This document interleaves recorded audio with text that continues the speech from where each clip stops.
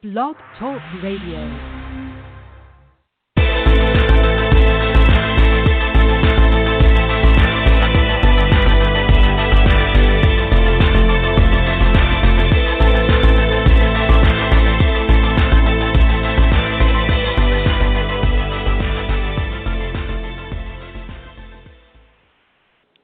Hello and welcome to Virtues of Peace.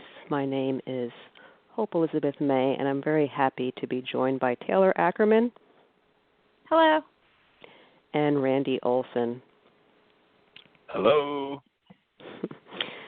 So today we are beginning a series of shows aimed at and notice the pause because I don't know which word to use here, but I'm going to say for now, commemoration of, in the United States, we call it the Forgotten War, so that's why I'm not sure which word to use, because a lot of work needs to be done to bring the Korean War to consciousness of the average American, and we are about to mark the 70th anniversary of the Korean War, and we're using this moment to deepen our understanding about this conflict and bring you along with us.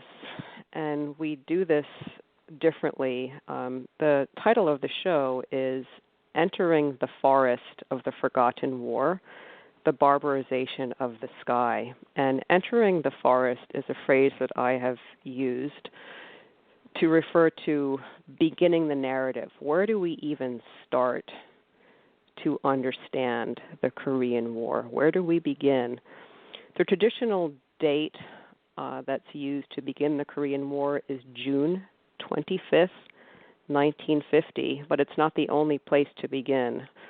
Bruce Cummings, who's at the University of Chicago and is, I think, the foremost expert on the Korean War in the United States, in his book on the Korean War, notes that the real beginning, is not June 25th, 1950, but in 1931 or 1932, pursuant to Japan's aggression in Manchuria. So we can begin this story at different dates. This is the question of where do we enter the forest. We are entering the forest with a text published in 1912 called The Barbarization of the Sky, authored by Bertha von Suttner, who we'll talk about briefly. But that's what we're doing. We are entering the forest through this work, The Barbarization of the Sky, entering the forest of the Korean War through this 1912 essay, The Barbarization of the Sky. I also want to mark today, which is Juneteenth, which is being widely celebrated in the United States, and I just want to mark that a very important moment and say that Juneteenth, this podcast is about what we call positive history. So there's a lot of history about atrocities and crimes against humanity, genocide, and so forth. But Juneteenth perhaps should be included in positive history because it is a story of emancipation. And I just want to mark that moment and say we're here on Juneteenth talking about the Korean War. This is another thing we do, is try to leverage history and connect dots. And so with that, let us just begin with a little bit about Bertha von Suttner, who wrote this 1912 essay called The Barbarization of the Sky. And to introduce us to Bertha, I'm going to ask Randy to talk a little bit about her. I want to say also that if you look at our show resources page, Randy and I did an interview about Bertha von Suttner with, help me pronounce the name correct. Wiam Nemu. Yeah, thank you. Wiam Nemu. And if you want to look at that, it's actually a television interview that's on our show resources page. So, Randy, tell us a little bit about the author of this essay, Bertha von Suttner. Sure. So, the super speed version through this woman's life and why we're going to talk about her when, we've just introduced something about Korea 40 years after she dies, roughly. So Bertha was born into, Austrian nobility. And early on in her life, she falls in love with this guy who her family does not want her to have anything to do with, named Arthur. And the deal is that if she wants to be with him, she can't stick around at home. And so she and he decide to move. And she starts developing a life for herself, right? And so one of the things that she does is she moves to Paris and starts to work for this Swedish chemist as a secretary, clerical kind of human being. And it turns out that guy was named Alfred Nobel. And so Alfred Nobel, later in his life, creates the Nobel Peace Prize, among many, many other things, in order to sort of redeem his invention of dynamite. And as his lifelong love towards Bertha is finally coming to a fruition at the end of his life, he creates the Nobel Peace Prize because she asks him to do it. Now, in the process, there's an enormous amount of time between those two pockets of history, right? She meets him and starts working for him, and then he dies, and there's many years in between there. And in between there, Bertha becomes this superstar in international diplomacy and is leading an enormous wave of activity that there's a bunch of different names for that activity, right? There's this international peace movement stuff, and then that's connected to the international women's organizations. There's enormous number of things that could fit in that wave. But suffice to say that this woman was the only woman who was allowed into the proceedings, into the rooms, when at the 1899 Hague Peace Conference, which we've talked about in the previous show. Why is she in there? It's because her presence is unbelievably important. And so hopefully throughout the rest of today and then in the future, we're going to unpack a little bit more. But the short version, she is a really enormous figure in international diplomacy before women have established formal political rights. Mm-hmm. And there's a reason. So cool. That's the short version. Awesome. Thank you for that. And Taylor, do you want to add anything to that? Yeah, I think you did a great job. I just would add that, she was a writer, fiction and a great thinker. So today we're focusing on Barbarization of the Sky, but her book, Lay Down Your Arms, really was the reason that we had the Hague Peace Conferences in some ways, because there was so much it created such a cultural revolution. And of course there's other works and that led, Tolstoy, that led to the Hague Peace Conference, but it pushed forward the peace movement on a cultural level. And I think it really shows the power of words and great writing. Yeah. And Lay Down Your Arms, that book that you're referring to, Die Waffennieder, that was published in 1889. And as Randy said, this first Hague Peace Conference is in 1899. So that is a 10-year difference in time. And in that time, Bertha becomes hugely famous because she writes this book. She dares to write this book that demonstrates the horrors of war on the private home and as they affect a woman. And that's what Lay Down Your Arms focuses on. And so it goes into the household. So instead of the narrative about war being patriotic and about the honor of a country, and there's a lot of glory, she focuses on how it impacts a family and how it impacts women in particular. And as Taylor said, before she wrote Lay Down Your Arms in 1889, she was a writer. And one of my favorite stories about Bertha is that she came to the peace movement, which had been going on for a long time, really in middle age, or around when she was around 40 years old. And she had already published a book that has not been published in English yet, but it will be, called Das Maschinenzeitalter, The Machine Age. And she had published that book, and the money that she got from publishing that book, she decided to take her husband, Arthur. I think they were in Paris at the time, and they were just hanging out with the literati of the day and sort of movers and shakers and artists, and they were just in an informal tea session, just hanging out. She learned about the organized arbitration movement and this movement to create a new court, to organize the world, as we've been saying, to organize the world such that a court would be created to give states another process by which to solve disputes.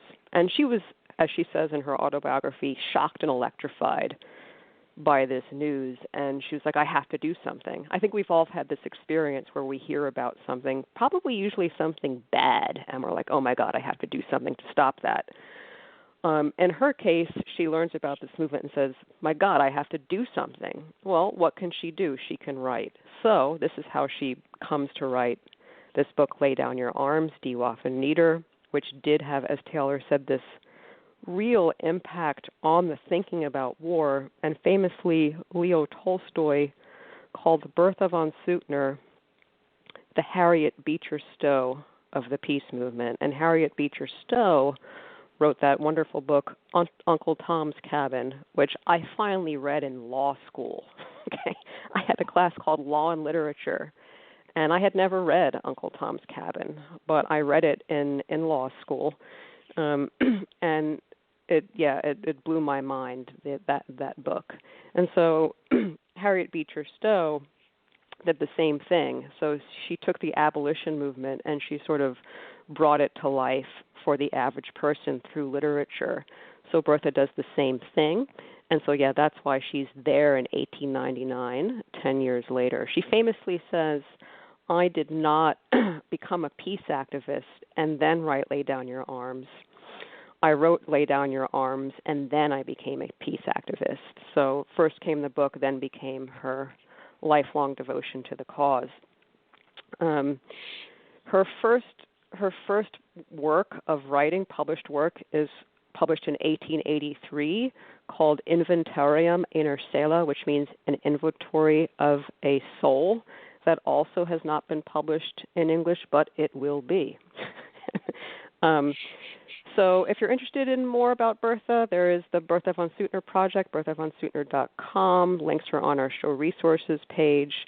And, of course, today we're talking about this book, The Barbarization of the Sky, published in 1912. Before I move to Barbarization, any final thoughts on Bertha, any other biographical anecdotes, et cetera, that anybody wants to get in? I'll add one thing just to sort of round out part of the picture. There's a question about, okay, so if she cannot attend these, official meetings, how is this woman having this enormous influence on what's happening within these meetings? And basically, she creates this amazing, it would be the equivalent of a super press conference in a big hotel on the beach north of where the meetings were actually taking place. And so, the journalists and the politicians and other activists would all go meet at this place, Kurhaus, which is it's like a big, beautiful hotel on the water, and they would meet there and discuss things and talk, and it was like a social club almost, and it was called the Salon, a salon, and there was this she organizes this other channel through which people who are not official politicians, who are not diplomats, who are not ambassadors or emissaries, can begin to be part of the conversation. And there's something so extraordinary because, nobody else was doing that. And she does. And it's just as another example of, I need to do something, and then boom, it creates this whole mechanism to give more people a seat at the table.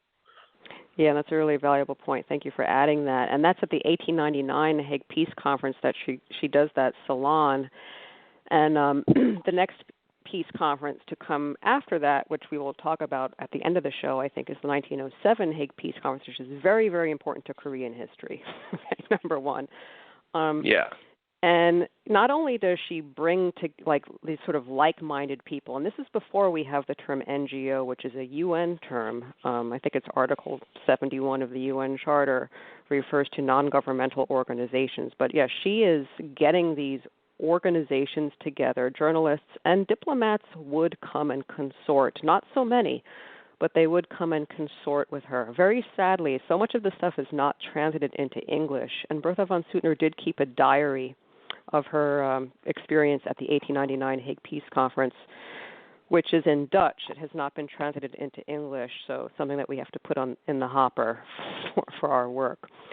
But what ends up happening out of that is this official newsletter for the 1907 Hague Peace Conference called the Courrier de la Conférence, and there is on the show resources page, if you're interested in seeing what that looks like, you can click on, there's a link number 5 on the show resources page. You can see what it looks like, and you will see on the masthead her name, Bertha von Suttner. This is at the 1907 Hague Peace Conference, and again, we'll get to it, very important to Korean history. Taylor, anything else you want to add to this before we transition to Barbarization of the Sky? No, I think we've covered the basics, and I'm excited to discuss further. Cool. All right, then. Well, let's get into Barbarization of the Sky. If you look at the little image that we've used for the show, and a larger image of that you can see on the Twitter feed, the Bertha von Suttner Facebook page, you'll see that the original is a sort of like orange cover in German. And if you look at the circular image, it says in German, organize the world. This is a theme that we have been talking about. And this is one of the logos of Die Friedenswart, which was a newsletter, a journal that was started by one of Bertha von Suttner's proteges. But so there's that connection. But it's originally published in German in 1912. It has only been translated into 2 languages. One would be Japanese, and the other would be English. And the Bertha von Suttner published the English translation a couple years ago, in part, and here's a connection to Korean War, in part to commemorate the 20th anniversary of an important decision that came out, sorry for all this verbiage, of the International Court of Justice, which is the court of the UN. We are talking about pre-UN history, but let me just say that there is a court of the UN, International Court of Justice, and in 1996, they had an advisory opinion on the legality of the threat or use of nuclear weapons. So when we're talking about the barbarization of the sky, perhaps the use of nuclear weapons is the, as I say in the foreword, the apotheosis, the most extreme version of the barbarization of the sky is the dropping of nuclear weapons. So that's one connection. So we published it that year to draw attention to that ICJ opinion on the advisory opinion on the legality of the threat or use of nuclear weapons, and also to draw attention to this essay, which had not been translated into English. And there's a link on the show resources page. It's sold at the Peace Palace gift shop in The Hague, the Netherlands. And it's available in some libraries. But she writes this in 1912, and as I was working on this book and finally having it translated, I learned from it that she's not this sort of warning against using the skies as a theater of war was not hers alone. In fact, at both the 1899 and 1907 Hague Peace Conferences, there was a declaration called something like the prohibition of dropping explosives from balloons. So numerous states agreed in 1899 and then in 1907 that they were not going to be dropping things from the sky. The 1899 agreement was a 5-year long agreement, and it was renewed in 1907. And you can read more about that in the little text, The Barbarization of the Sky. But what happens is Bertha, who's very aware of what states have pledged in 1899 and 1907, sees in 1912 the states are not doing what they said they would do. And they're starting to drop things from the sky. And she refers to Italians dropping explosives in Libya. So this is the context in which she's writing. It's sort of like she's trying to hold states accountable for what they pledged they would do, reminding them of what they said, and then saying, this is like why you should not do this, okay? I also want to say that when we published this text, there are numerous references to Korea. You may be wondering, where's the discussion about the Korean War? It's coming. We're entering the forest through a different wood, if you will. But Korea is mentioned numerous times. The dropping of what is called ordinance, that's a euphemism because no one wants to say bombs. People use the word ordinance, which is funny to me because ordinance also means like law, like the ordinance of a town.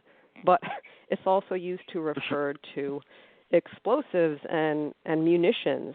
So this is how people talk, that we dropped ordnance, a lot of it in North Korea. We dropped napalm in North Korea. So that's mentioned in the Barbarization of the Sky, as well as some massacres that occurred, which we will be talking about, one of which is the No-Gun-Ri massacre. And I must say that I think it's very poignant that Randy and Taylor are with me today because all of us were at No-Gun-Ri in 2015. You'll learn about it. And this was the site of a massacre at the very beginning of the Korean War. And No-Gun-Ri has a peace academy every year. It's canceled this year, and it was very sad because this year they had a lot planned for the 70th anniversary of the Korean War, but because of COVID, this is all stopped. But both Randy and Taylor were there, as was I, as part of this No-Gun-Ri Peace Academy 5 years ago. So that will be coming up, and that involves stories about how the United States was using the skies during the Korean War. So that's a little bit about. Anything else about the book that people want to add? I think that I've said quite a bit. Yeah, in the same vein as earlier, I think that just providing like a general structure might be useful for people who, this might be the first time they're hearing anything about this. And so, it's useful to think that, we know that the Wright brothers put the first flying machine airplane in the sky, right? And that happened in 1903. So before then, there was things that would fly in the sky, but it was mostly like air balloons. And in 1903, they finally managed to get a motor to lift something that was heavier than air up into the sky, and that changed everything. And so, like over the next 10 years, there was this arms race for who can mobilize and weaponize the sky the fastest. And that story is, unpacked, at least in part, in this essay. And so it's like, here's what people started to do, and then here's the lies that were happening and how people said, it's going to be, like airplanes are going to bring an end to war because nobody's going to be able to fight wars in the same way. And, in the essay, Bertha explains how, like, all of that was totally not what was actually happening. And so there's a lot more, obviously, but that's like the picture. Yeah.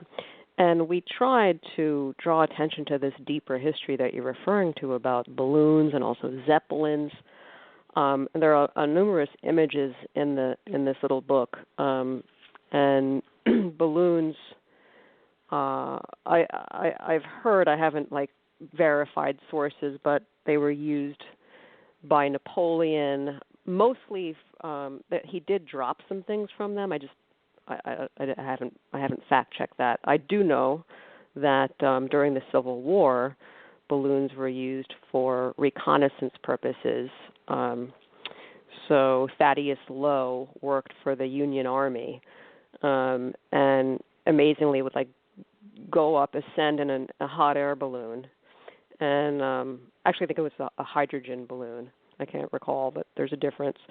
And he would go up with a spyglass and observe the movements of the enemy. And then he had a telegraph up there with him, and he would communicate on the telegraph. It would be sent down to the ground, and then he would have a runner take it to the general. So that's what people thought. And Bertha very quickly mentions the reconnaissance use of aerial vehicles. But she's really worried about the dropping of explosives from these vehicles and not just the reconnaissance purpose. But anyway, if you're interested, there's some photographs that try to get at that deeper history. And it's a fascinating history, and I have to confess that I wasn't, thinking about the sky in that way until I started working on this text. And there's, a lot to learn. Anything else, Taylor, you want to add anything about the text? Yeah, they're going kind of off of the idea about, this arms race. She quotes, I'm going to quote from page 21 of the essay. Okay. She wrote, "Yes, it should be stopped. Meanwhile, what is happening? It's being prepared. It's true we are only at the beginning, and yet how far have we succeeded in preparing the war in the air?" And then she goes on to discuss how France and Germany and Austria are all preparing for this arms race. And it's interesting because you can kind of see parallels with that even today with new technologies that emerge, and you can see that in Korea in particular, which we're discussing the Korean War, but there's always this idea of being prepared for war and building up arms race, and we see that at the DMZ border. There's just so much preparation for war. Even though, we say we don't want war, we're very prepared for it. And so even though she was giving a warning about, how the war in the sky could really cause so much devastation, she also wasn't necessarily novel in that thinking because clearly she recognized that the governments were already preparing for it. And I think it's something that we should keep in mind, especially as we approach the Korean War, about how governments were preparing for that war and how the militarization on both sides kind of sets the stage for that. Yeah. I'd like to pick up from that, actually, if that's okay. This idea that, we're preparing for war is something that is amazingly overlooked, at least in my worldview. I forget routinely that these are things that are unbelievably well organized, machines for destruction. And the way that ends up occurring must include all sorts of we'll just point out funding, and you need to publicize things in certain ways in order to continue to get that kind of funding. And there's another quote from the essay that it does the better job than I've done at unpacking this, but Bertha says, unfortunately, the most effective demonstrations so far have been held in a warlike spirit because they are the loudest, because they are supported by the highest authorities, and because they always push the complacent masses onto familiar emotional tracks. onto which they so easily allow themselves to be guided according to the law of least resistance. And we see this happen all the time. It's almost like it's just the way things are. So it seems where, yeah, well, of course we're going to have a percentage of our population at an early age go prepare to kill other people. And of course a huge percentage of our budget is going to go to fund all the weaponry and the research for new weaponry that is going to lead to these kinds of things in the future. And then there's like this media campaign that publicizes information about that. And there's these, think about TV advertisements. Like, this kind of thing is this huge machine that's all very well organized. And it was the same way 108 years ago when she's writing this essay. It's like the newspapers were doing the same things then. So I'll stop there. All right, Taylor, do you have a response to any of that? If not, I can speak. I just want to give you the chance to. No, I just think it's interesting because Barbarization of the Sky happened before World War One, or it was published before World War One, and she's talking about this arms buildup, and when we're talking about preparation of war and preparing the citizenry to get behind wars, they were preparing for World War One long, before it happened, and whether it's a conscious decision to the public or not, when you see preparation, when you're preparing your technologies to be used as arms, you're basically creating the conditions that make war almost inevitable. And even though we might clearly recognize that we don't want war, and that these technologies would make it worse for everyone if they're used in a conflict, we still somehow find ourselves there. And so, for Randy's quote, it's a conscious decision that they're preparing for. And indeed, thank you so much for reminding us that this essay is before World War One, because if you Google preparedness in World War One, you'll see it's a thing. It was a thing in the United States, and it was a shift in policy because, as you guys know, and as Bertha von Suttner reminds us in her memoirs, there was a peace movement. There was a pre-World War One peace movement. And as we said on the very first show of this podcast, May 18th, the original Peace Day, she says, what you're doing in the United States is absolutely revolutionary. You'll never see this done in Europe. You celebrate Peace Day. You're talking about this. You guys are dreamers, this kind of thing. And indeed, we were until... and we did not enter World War I until 1917. We were out of it, okay, from 1914 until 1917. And the way that we got into it was in part preparedness. In large part preparedness, and there's other things, but preparedness was this thing that got us moving towards that machine that you're talking about. There's a lot there. The other thing I wanted to say, this quote that Randy mentioned, and this quote is on page 3132, and this, the familiar emotional tracks of the compliant masses, that these are sort of like, it's psychological inertia. So I'm going to read this part of the quote again. The highest authorities always push the compliant masses onto familiar emotional tracks, onto which they so easily allow themselves to be guided according to the law of least resistance. So that if you don't exert an appropriate counterforce, you're going to be swept away. And I want to say this counterforce is not only, this sort of like we take for granted this preparedness This is just something that, this is just how it's done. This is the way things are.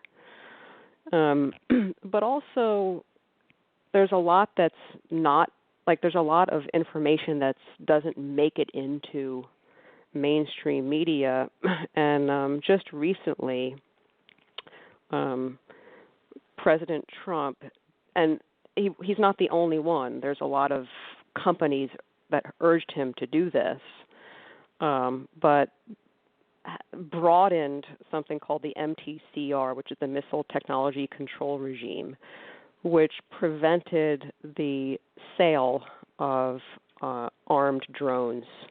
But now the United States is selling them. Okay, so this just happened. And so we're going to be dealing with sales of armed drones to places like Saudi Arabia and so forth. And this is also part of this, the familiar emotional. It's not just what we're told, it's what's kept from us and what's not really part of any kind of debate. And I also want to say a familiar emotional track, which I tried to draw attention to, I think, last week's show. It's known, lex talionis, which is the law of retaliation, or an eye for an eye. So you harm me, I harm you.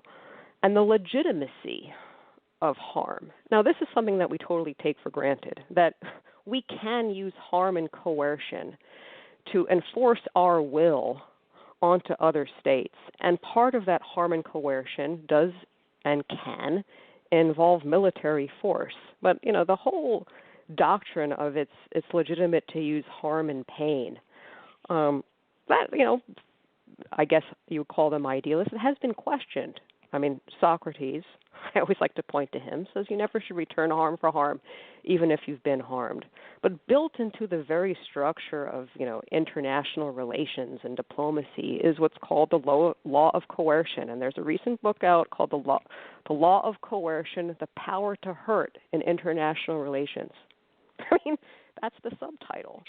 And that's a legitimate thing. And so sanctions, military force, and hurting people to enforce your will is totally legitimate, and I think that's a familiar emotional track, as is just apathy. And Bertha draws attention to apathy as well in her writings and in this text.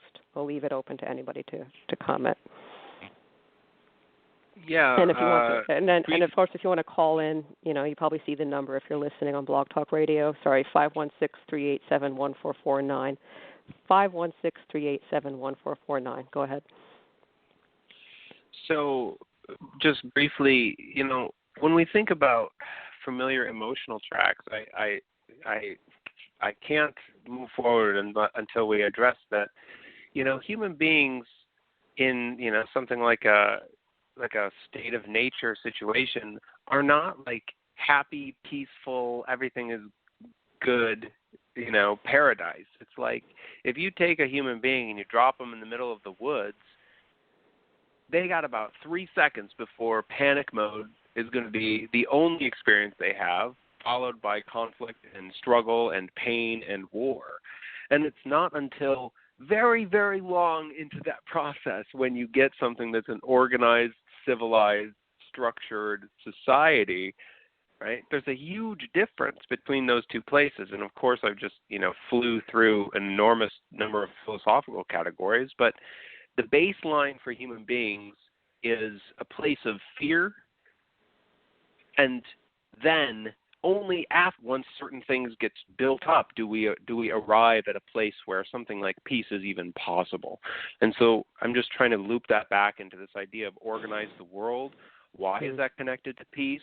Because without organized structures, humanity is going to slide into somewhere scary, every time.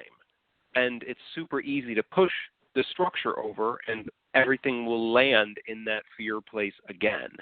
And so, when people want to tear things down, they have to understand that the place where it goes, go to the Bible, right? You leave the tyranny, you end up in the desert. You don't end up in paradise right away. So that's, I just feel like that's a useful philosophical anecdote. With Taylor?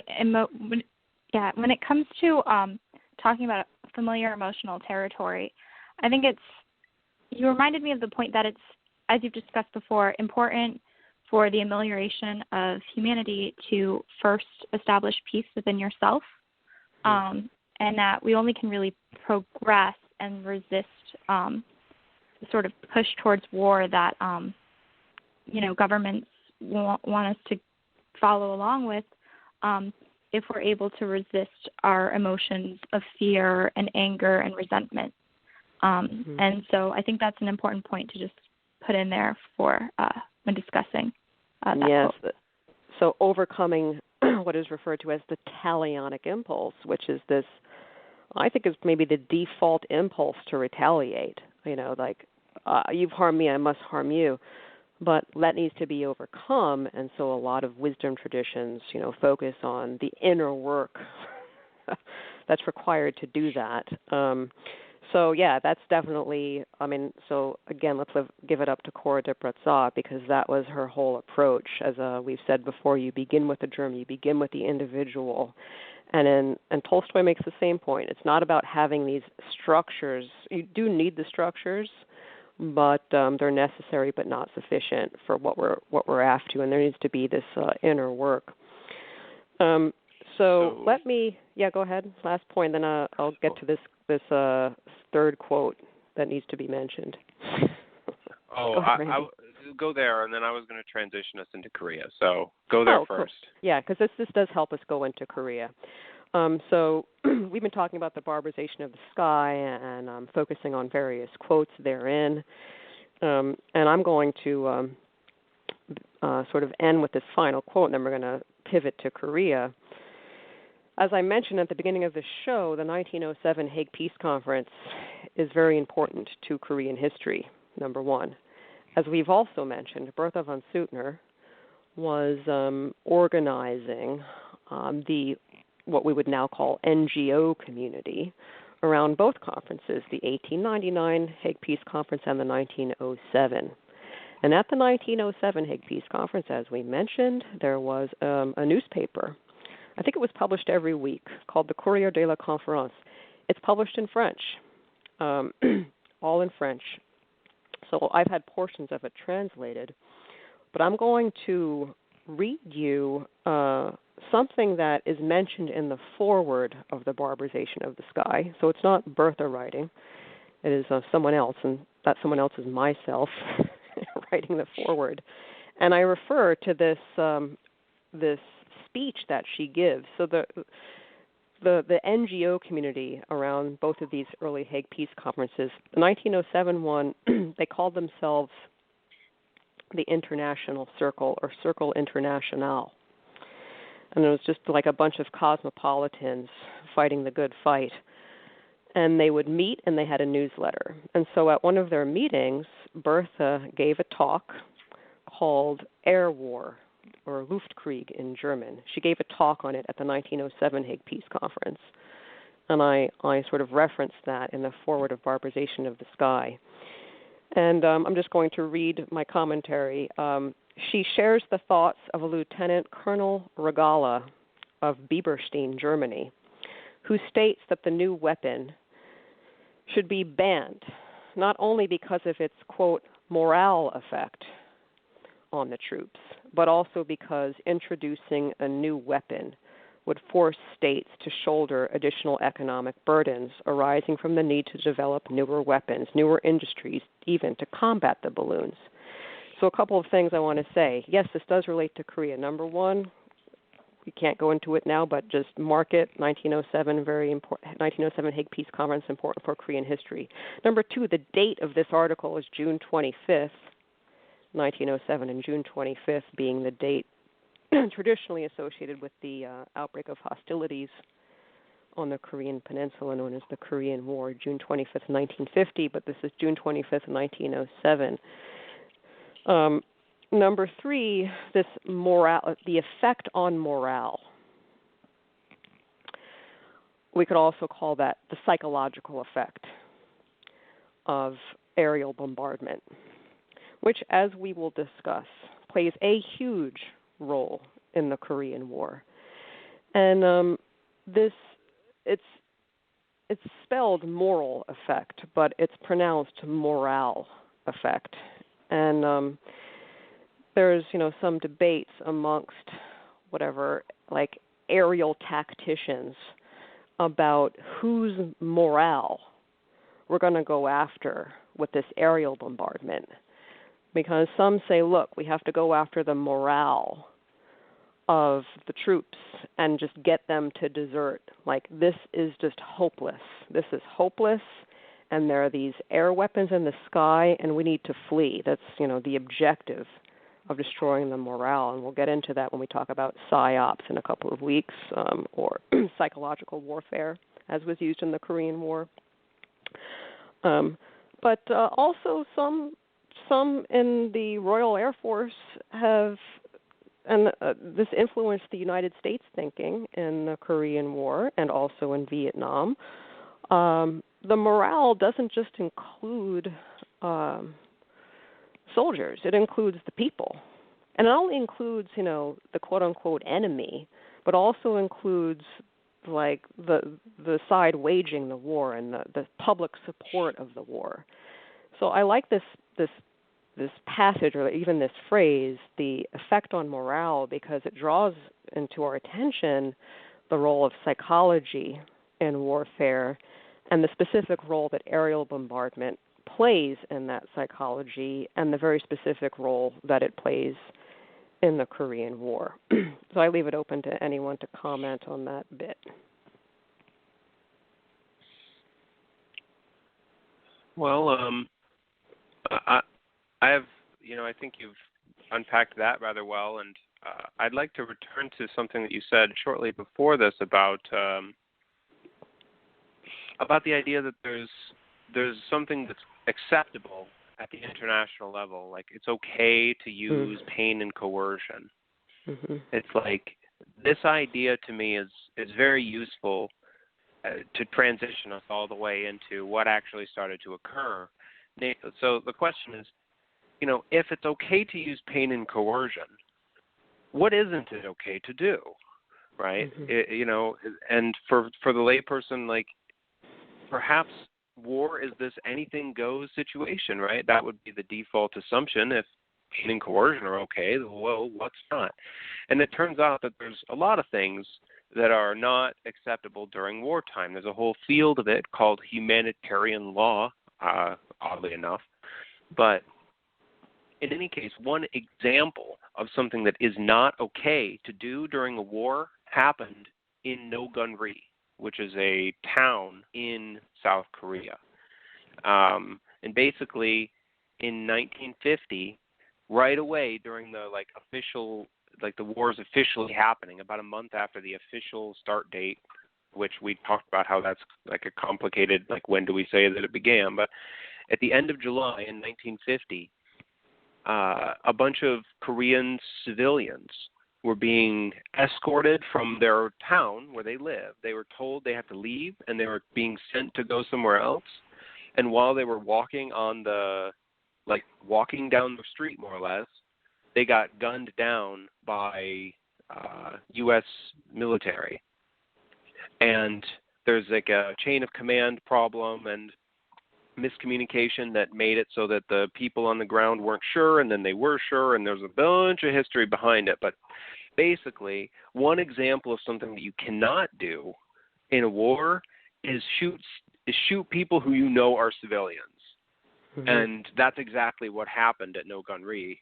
And so that's sort of part of our transition here. Yeah, and we'll talk about No-Gun-Ri in detail in future shows. But yes, there are things on paper, and so this goes back to Bertha's point. Sure, we have, these, to refer to an earlier episode of something called the Korea Review. They refer to the scraps of paper in the Hague, and this, by the way, is a little newspaper published by Korean students in the United States in 1919. And they refer to the scraps of paper in the Hague. Long story. But sure, we have laws, and this is Bertha's point, that, in 1912, states said they wouldn't, 1907 and 1899, states said they wouldn't do this, but here they are doing it. so that there needs to be, some sort of accountability, and we need to stop them. And if you think that, like do something, that's the sort of end of her essay. Like maybe you think it's futile, but everything helps, she says. You must do something. So she writes this little essay, and it's been transmitted to us over 100 years later.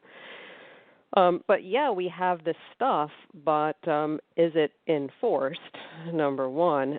And we will share, when we talk about no-gun-ri, the actual, these the victims of no-gun-ri are, incredible because, they themselves went into the National Archives and did all of this research with the help of the AP, Associated Press, Charles Hanley and his partner, Martha Mendoza.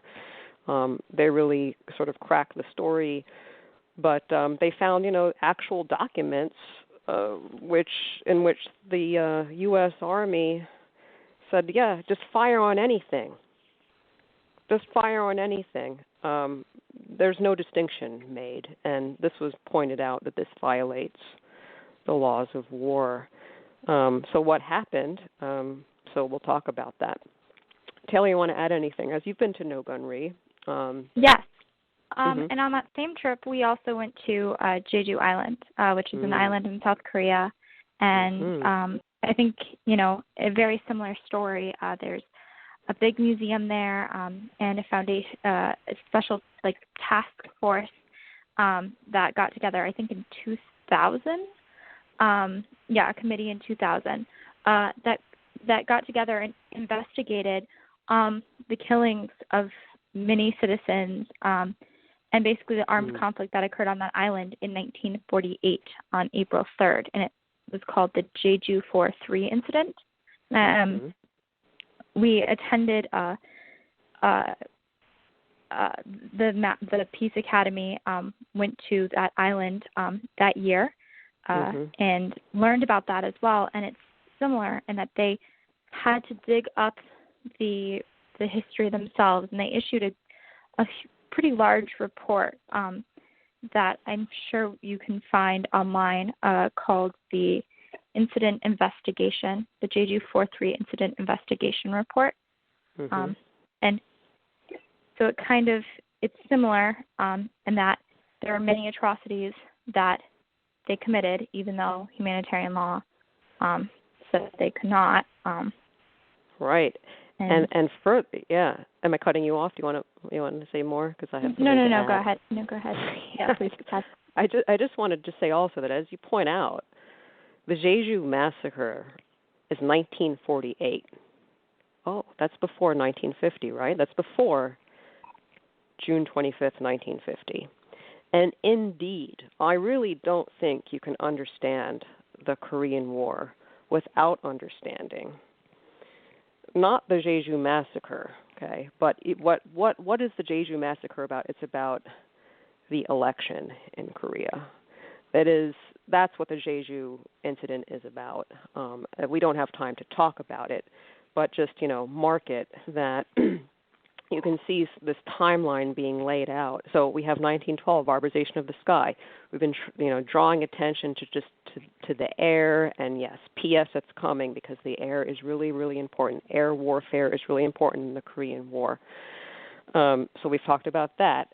We've mentioned No Gun Ri. We'll be developing that. That is a massacre committed in the early opening of the Korean War before the Chinese enter, which is another complication. So that's 1950, but as Taylor's pointing out, there's this other thing that happens in 1948 on April 3rd, and the official election, the very first election in the South, which the moderates in Korea did not want to have because they knew that it would cause the 38th parallel, which is not an international boundary at the time. The 38th parallel was drawn, and there's no good way to get, it's just too complex, so we're just getting it all out. But the 38th parallel, so there's the 38th parallel and there's the DMZ. They're two different lines important to understanding the Korean War. The 38th parallel was drawn basically the week that we dropped the bombs on Hiroshima and Nagasaki. We divided Korea before Japan formally surrendered. The United States divided Korea, drew a line, and divided the southern part from the northern part, and that's called the 38th parallel. So in the beginning, the 38th parallel was just like delineating zones of occupation, the south to be occupied by the United States, the north to be occupied by the Soviet Union. The Soviet Union was charged with demilitarizing the northern part, and the United States was charged with demilitarizing the southern part. Demilitarizing meaning getting rid of, the vestiges of Japan's colonialism, which we haven't mentioned, and their weapons and so forth. And so the United States and Russia were supposed to figure out a path to eventual unification, which didn't happen. So it's a very long story, but let's just say that there were elections in the South that Southern moderates, such as Kim Kyu-shuk, did not want to happen and was protesting against these elections, which were monitored and supervised by the United Nations. And the Jeju Massacre was in response to that. And it's quite in keeping with, coercion and violence being a legitimate means by which to get someone to do something that they don't want to do. I mean, that's what coercion is where you use pain to get someone to do something that they don't want to do. So there's a little timeline there. And I didn't know anything about the Jeju Massacre until I learned about it from Dr. Chung Kudo of the No Gun Re Peace Foundation, and I didn't know anything about No Gun Re until I met him in The Hague in 2013. Both Randy and Taylor have been with me in The Hague and in Korea, so this is all connected. And we've been trying to connect this Hague lost history, Bertha von Suttner, her writings, with where we are today, because there's absolutely a connecting thread. We have 2 minutes left, so let me start with Randy and see if you have anything you want to close out with. Yeah, I'll do the fastest world history lesson I can imagine. So just to give the framework for where we're going, 30 seconds. So Japan asked Korea if they can bring their troops to the mainland to fight the Russians. On their way out, they're supposed to leave peacefully, and instead they make Korea sign away all of their political rights. This happens before the Second Hague Peace Conference. This is before World War One. So turns out Japan still owns Korea all the way until the end of the Second World War. And so when we, the United States, drop nukes on Japan, we start to have to decide what to do with Japan's territory. And then we have this line drawn down the middle of Korea. We decide to force elections on the country. And when the people in Korea decide to protest those elections, we kill 30,000 of their civilians on one island. And that was almost the entire population of the island. More goes on after that, but that's the story. All right. And Taylor, anything you want to add? Taylor, are you there with us? Maybe Taylor has stepped away. Sorry, Tech. There you are. Yeah, you can see the preparation for war throughout the history of the Korean Peninsula, that people were preparing it in a way for violence, and that's very different than how to prepare for peace and how to bring about peace in the area. And I'll just say, the issue of nuclear, tying all of this together really is nuclear weapons. This is why we released the translation when we did, drawing attention to this advisory opinion, very controversial opinion actually, but there it is on the legality of the threat or use of nuclear weapons. And I want to, end by saying that opinion. Earlier Randy asked the question, well, what allowed in war? And we have these laws and so forth. But if you read that advisory opinion, basically, and the United States position was and still is, pretty much anything is allowed as long as it serves a necessary and compelling military objectives. And so the United States position is on nuclear weapons, at least in 1996, and I have no reason to think that it's changed because we've built up our nuclear arsenal, even though when we've pledged in the Non-Proliferation Treaty to denuclearize, but everybody's building up, preparing. But they say, look, and the justices said, if a state really has to use it, it can. If it really comes down to the, quote, survival of a state, these nuclear weapons can be used. Now, take that and think about the existential meaning of that to North Korea, right? And so they saw that when nuclear weapons were used, Japan surrendered. They see the power of nuclear weapons, and they're not very easily going to give up that power. That is where we are today. It is extremely complex. We hope that you have brought you along with us. We hope to be back next week continuing this conversation. And so you have been listening to Virtues of Peace. Check out our show resources page to continue doing the deep dive. It's really complex. And all of us do this show to help us, the hosts, more deeply understand. Am I speaking incorrectly for y'all, or is that true? No, it's certainly important for me to revisit this story often in order to really package it into my understanding. Yeah. So now is the time, because things on the Korean Peninsula are escalating. The hostilities are escalating, and it's a time of great concern. We leave it there. You've been listening to Virtues of Peace. Take care, and happy Juneteenth 2020. Bye. Bye.